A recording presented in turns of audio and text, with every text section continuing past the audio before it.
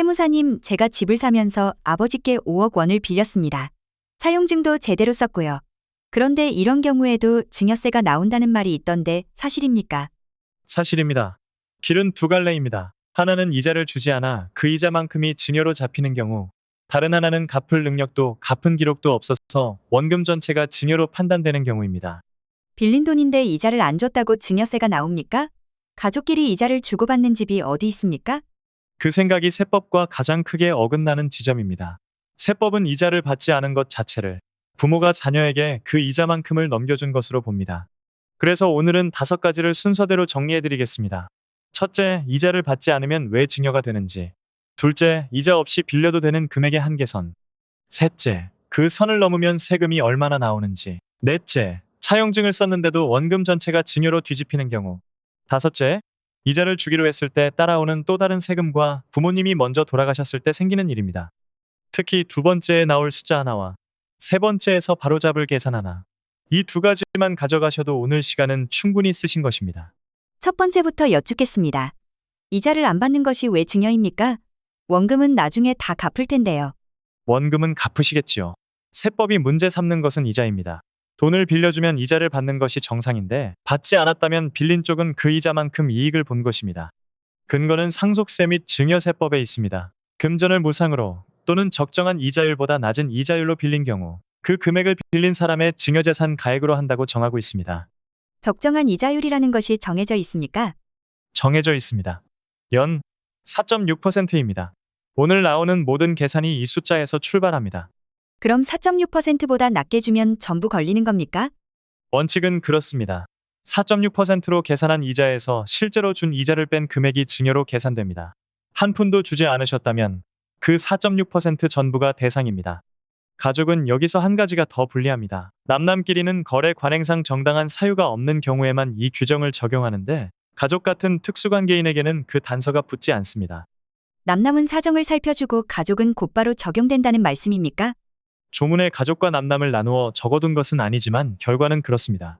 가장 편하게 빌려주는 사이가 세법에서는 가장 먼저 들여다보는 사이입니다. 그럼 이자를 조금도 주지 않고 빌릴 수 있는 금액은 아예 없는 겁니까? 있습니다. 오늘의 첫 번째 숫자입니다. 법에는 이렇게 계산한 금액이 1,000만 원에 못 미치면 증여로 보지 않는다는 규정이 있습니다. 1,000만 원이요. 그럼 거꾸로 계산하면 원금이 얼마까지 됩니까? 1,000만 원을 4.6%로 나누면 약 2억 1,739만 원이 나옵니다. 방송에서는 편하게 2억 1,700만 원 정도로 기억하셔도 됩니다. 이 금액까지는 이자를 한 푼도 주지 않으셔도 적어도 이 무상대출 규정만 놓고 보면 증여세 문제가 없습니다. 계산된 이익이 아예 없는 것으로 보아 다른 증여와 합산하지도 않습니다. 생각보다 큰 금액이군요. 그럼 2억 원 정도는 마음을 놓아도 되겠군요. 이 규정에 관해서는 그렇습니다. 2억 원 무이자면 4.6% 이자가 920만 원이라 1,000만 원에 못 미칩니다. 다만 둘을 오해하시면 안 됩니다. 이것은 이자를 주지 않은 부분에 대한 기준일 뿐입니다. 애초에 갚을 생각이 없던 돈이면 금액과 무관하게 준 돈이고 자금 출처 문제도 따로 들어옵니다. 그리고 한 해분 기준이라 빌린 상태가 이어지면 해마다 다시 계산됩니다. 그럼 그 선을 넘으면 어떻게 됩니까? 3억 원을 빌렸다고 하면요? 여기가 오늘 가장 중요한 부분이고 잘못된 설명이 가장 많이 퍼져 있는 부분입니다. 1,000만 원을 빼준다고 설명하는 글이 많습니다. 3억이면 이자가 1,380만 원이니 1,000만 원을 뺀 380만 원만 증여로 본다는 식입니다. 그렇지 않습니다. 1,000만 원은 빼주는 금액이 아니라 과세할지 말지를 가르는 문턱입니다. 그 문턱을 넘는 순간 계산된 금액 전부가 증여재산 가액이 됩니다.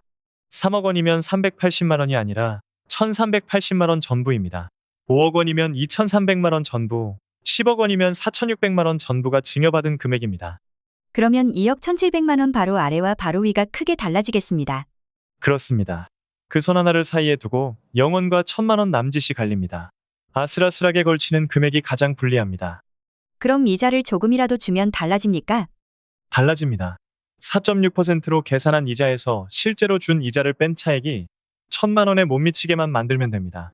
3억 원이면 380만 원을 넘게, 5억 원이면 1,300만 원을 넘게, 10억 원이면 3,600만 원을 넘게 주시면 됩니다. 반대로 조금만 주면 소용이 없습니다.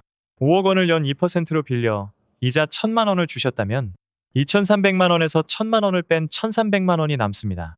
1,000만 원을 넘으니 2,300만 원 전부가 증여재산 가액이 됩니다. 그러니까 아까 빼는 줄 알았던 그 금액이 실제로는 이자로 보내야 할 금액이었군요. 정확히 짚으셨습니다. 그것도 딱 맞추시면 안 됩니다. 5억 원에서 1,300만 원을 정확히 맞추면 차액이 딱 1,000만 원이 되어 문턱을 넘습니다. 여유 있게 잡으십시오. 그럼 5억 원을 무이자로 빌렸을 때 증여세가 실제로 얼마나 나옵니까? 2,300만 원 전부에 세금이 붙습니까? 세금이 붙는 것은 2,300만 원 자체가 아니라 거기서 공제를 뺀 금액입니다. 성인 자녀가 직계존속에게 증여를 받을 때는 10년을 합쳐 5천만 원까지 공제됩니다. 그럼 2,300만 원이면 공제 안에 들어가니 세금이 없겠군요. 첫 해에는 그럴 수 있습니다. 문제는 한 번으로 끝나지 않는다는 데 있습니다. 증여로 보는 시점은 돈을 빌린 날이고 빌린 기간이 1년 이상이면 1년이 되는 날의 다음 날에 다시 계산합니다. 그러면 해마다 새로 증여를 받는 셈이 되는군요. 계약을 새로 맺는다는 뜻은 아니고 세법이 해마다 한 해분씩 다시 계산한다고 보시면 됩니다. 5억 원을 무이자로 두시면 해마다 2,300만 원씩 쌓입니다. 그러면 몇 년째부터 실제로 세금이 나옵니까? 과거 10년간 부모님께 받은 다른 증여가 전혀 없다는 전제로 보겠습니다. 첫 해 2,300만 원, 둘째 해까지 누적 4,600만 원은 공제 범위 아니라 낼 세금이 없습니다. 셋째 해에는 누적이 6,900만 원이 됩니다. 공제 5천만 원을 빼면 과세 표준 1,900만 원이고 가장 낮은 세율 10%를 적용하면 산출세액이 약 190만 원입니다. 다른 증여가 없다는 전제의 단순 계산입니다. 5천만 원 공제는 아버지에게 5천만 원, 어머니에게 또 5천만 원 이렇게 되는 것 아닙니까? 그렇지 않습니다. 많이들 오해하시는 부분입니다. 증여세를 계산할 때 아버지와 어머니는 같은 사람으로 보아 10년치를 합칩니다. 조부모님께 받은 것도 함께 확인해야 합니다. 이미 공제를 쓰셨다면 첫 해부터 세금이 나올 수 있습니다. 원금을 갚지도 않았는데 해마다 세금 문제를 챙겨야 한다는 말씀이군요. 그렇습니다. 해마다 신고서를 꼭 내야 한다는 뜻은 아닙니다. 해마다 세 이익이 계산되니 과거 10년치를 더해 공제를 넘는지 확인하시고 넘는 해에 신고하시면 됩니다. 빌린 기간을 정해두지 않으셨다면 그 기간을 1년으로 보고 같은 방식으로 계산합니다. 여러 번 나누어 빌리셨다면 각각의 대출일 기준으로 따로 계산하고 중간에 원금을 갚으셨다면 그 다음부터는 남은 원금으로 계산합니다. 그럼 이 계산만 잘 맞추면 되는 겁니까? 차용증도 썼으니까요. 여기서 오늘 두 번째 반전이 나옵니다. 지금까지 말씀드린 계산은 전부 그 돈이 빌린 돈으로 인정받았을 때의 이야기입니다. 인정을 받지 못하는 경우도 있습니까? 차용증이 있는데도요. 있습니다. 실무에서는 이쪽이 훨씬 큰 문제입니다. 무상대출이익은 원금보다 훨씬 작은 금액이지만 차용 자체가 부정되면 원금 전액이 증여재산 가액이 될 수 있습니다. 원금 전체요? 5억 원이면 5억 원 전부가 증여라는 말씀입니까? 그렇게 될 수 있습니다. 그래서 국세청이 확인하는 세 가지를 아셔야 합니다. 첫째, 차용증을 언제 썼는가입니다. 조사를 받게 되자 날짜를 소급해서 만든 차용증은 인정되지 않을 수 있습니다. 가장 확실한 방법은 공증이고 비용이 부담되시면 공증사무소나 법원에서 확정일자를 받아두십시오. 그 날짜에 그 문서가 있었다는 점을 공적으로 인정받습니다. 내용 증명이나 이메일로 날짜를 남기는 방법도 있습니다. 둘째, 빌린 사람에게 갚을 능력이 있는가입니다. 소득에 비해 감당하기 어려운 금액이면 차용의 진정성을 의심받기 쉽습니다. 세법에는 직업과 나이, 소득과 재산 상태로 볼 때 스스로 마련했다고 보기 어려우면 증여받은 것으로 추정한다는 규정이 따로 있습니다. 차용증은 그 추정을 깨기 위한 자료의 하나일 뿐입니다. 소득이 적은 자녀에게는 아예 빌려주면 안 된다는 뜻입니까? 갚을 수 있는 규모로 잡으시라는 뜻입니다. 소득에서 생활비를 빼고 남는 돈으로 감당이 되는지 미리 계산해 보십시오. 지금 소득이 넉넉하지 않더라도 만기에 팔 부동산이나 돌려받을 보증금처럼 갚을 재원이 분명하면 그것도 근거가 됩니다. 셋째, 차용증에 적은 대로 이자와 원금이 실제로 오가고 있는가입니다. 이것이 가장 중요합니다. 매달 나누어 갚기로 해놓고 한 번도 갚지 않았거나 상환기한이 지났는데도 부모님이 아무 말씀 없이 그대로 두셨다면 차용으로 보기 어려워집니다.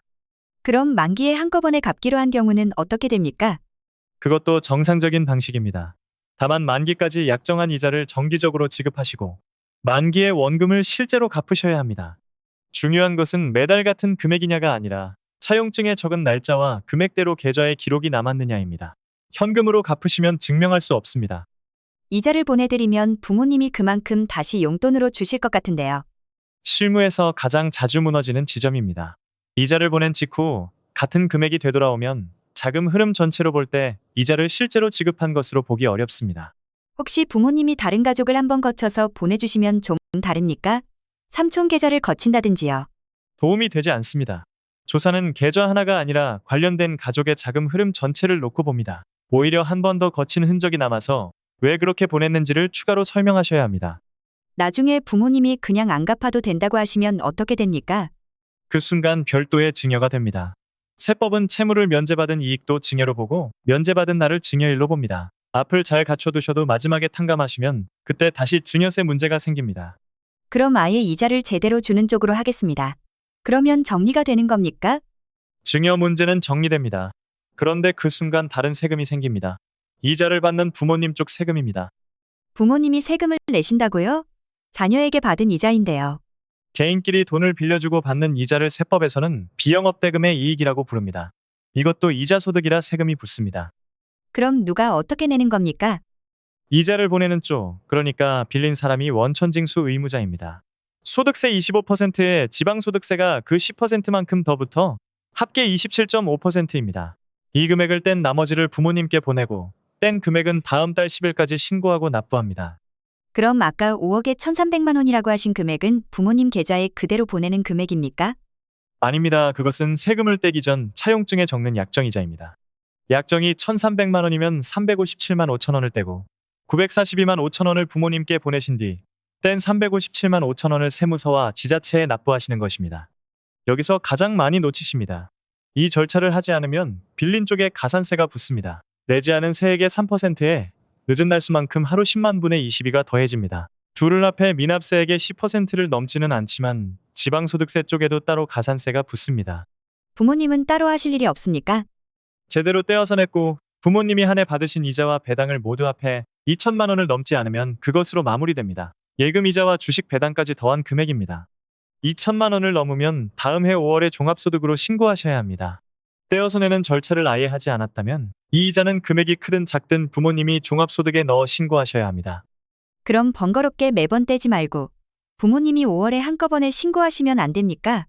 그렇게 하셔도 부모님의 소득세만 정리될 뿐 빌린 쪽의 원천징수 의무는 없어지지 않습니다.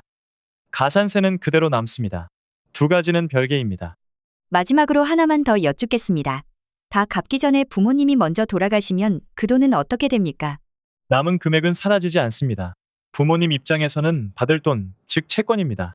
아직 갚지 않은 금액은 원칙적으로 부모님의 상속재산에 포함됩니다. 그럼 그 돈에도 상속세가 붙는다는 말씀입니까? 상속세 계산에 포함됩니다. 그래서 남은 원금이 얼마이고 그동안 얼마를 갚았는지 보여줄 자료를 그때까지 가지고 계셔야 합니다. 빌린 자녀가 상속인이라면 상속재산을 나누는 과정에서도 이 채권을 따로 정리하셔야 합니다. 조심하실 것이 하나 더 있습니다. 상속세를 신고하실 때 이 채권을 빠뜨리는 경우입니다. 빌린 돈이라고 해놓고 상속재산에서 빼놓으면 왜 넣지 않았느냐는 질문을 받게 되고 설명이 되지 않으면 과거의 차용 자체가 증여였던 것으로 다시 판단될 가능성이 커집니다. 그러면 몇 년 전 일까지 다시 문제가 되는군요. 그렇습니다. 가족 사이의 차용은 빌리는 날 한번 정리하고 끝나는 일이 아니라 갚는 동안 계속 관리하셔야 하는 일입니다. 오늘 내용을 정리하겠습니다. 첫째, 이자를 주지 않고 빌린 금액이 약 2억 1,739만 원에 못 미친다면 무상대출 이익 규정만 놓고 보면 증여세 문제가 없습니다. 다만 한 해분 기준이라 빌린 상태가 이어지면 해마다 다시 계산합니다. 둘째, 그 선을 넘으면 1,000만 원을 빼주는 것이 아닙니다. 4.6%로 계산한 금액에서 실제로 준 이자를 뺀 차액 전부가 증여받은 금액입니다. 5억 원을 무이자로 빌려준 상태가 해마다 이어지면 세 번째 해가 될 때 누적 6,900만 원이 되어 약 190만 원의 세금이 나오기 시작합니다. 셋째, 계산보다 중요한 것은 차용으로 인정받는 일입니다. 돈이 오간 시점에 쓴 차용증, 갚을 수 있는 규모, 계좌에 남는 실제 이자와 원금 기록. 이 세 가지가 차용 여부를 가르는 핵심 자료이고 중요한 것이 빠질수록 원금 자체가 증여로 판단될 위험이 커집니다. 오늘 말씀드린 내용은 2026년 8월 현재 시행 중인 상속세 및 증여세법을 기준으로 한 것입니다. 적정이자율과 공제금액은 바뀔 수 있고 실제 판단은 가족마다 사정이 달라 다르게 나올 수 있습니다. 도움이 되셨다면 구독과 좋아요 부탁드립니다. 궁금하신 상황을 댓글로 남겨주시면 다음 주제로 다루겠습니다. 가족끼리 빌려주고 빌리는 일은 얼마든지 있을 수 있습니다. 다만 빌린 돈으로 남으려면 계약과 이자와 상환 기록이 모두 같은 방향을 가리켜야 합니다. 빌린 것처럼 흘러야 빌린 돈입니다. 오늘은 그 한 문장만 기억해 주십시오.